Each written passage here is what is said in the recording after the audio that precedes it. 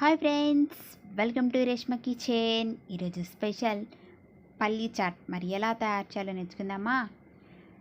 మరి ఈ వీడియో మీకు నచ్చినట్లయితే లైక్ కొట్టండి ఫ్రెండ్స్. తయారీ విధానం: ఒక బౌల్ తీసుకొని దానిలో ఒక కప్ పల్లీలు వేసుకోవాలి.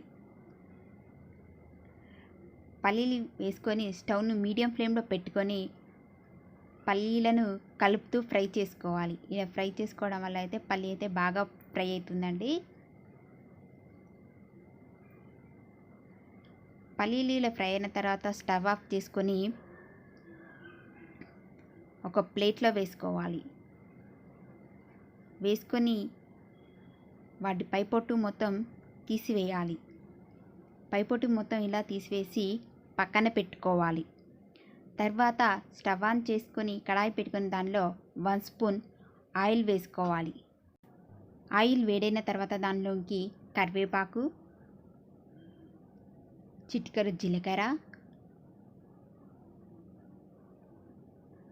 చిటికెడు మిరియాలు,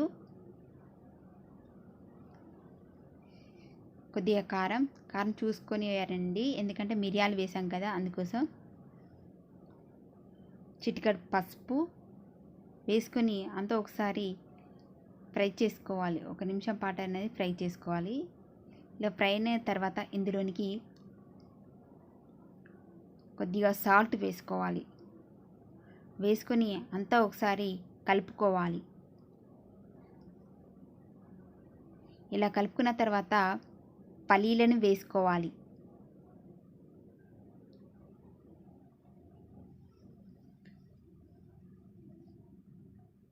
పల్లీలను వేసుకొని అంతా ఒకసారి కలుపుకోవాలి. భలే టేస్ట్ ఉంటుందండి ఈవినింగ్ టైంలో చేసుకుంటే.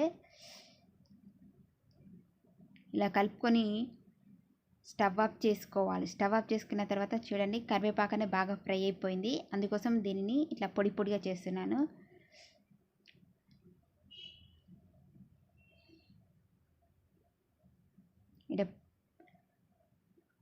ఇలా చేసుకొని మరొకసారి కలుపుకోవాలి. ఇలా కలుపుకున్న తర్వాత ఇందులోనికి సన్నగా కట్ చేసుకున్న ఉల్లిపాయలు, టమాటా ముక్కలు, కొద్దిగా కొత్తిమీర, చిటికెడు చాట్ మసాలా,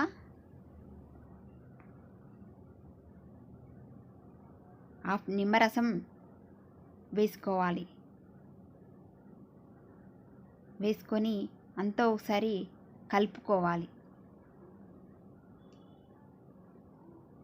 ఇలా బాగా కలుపుకోవడం వల్ల మంచి టేస్ట్ వస్తుందండి. ఇలా కలుపుకొని ఒక బౌల్లో సర్వ్ చేసుకుంటే మనకి ఎంతో రుచికరమైన పల్లీ చాట్ తయారవుతుంది. ఫ్రెండ్స్, పల్లీ చాట్ ఎలా తయారు చేయాలో చూసారు కదా. ఈవినింగ్ స్నాక్స్కి అయితే చాలా చాలా బాగుంటుందండి.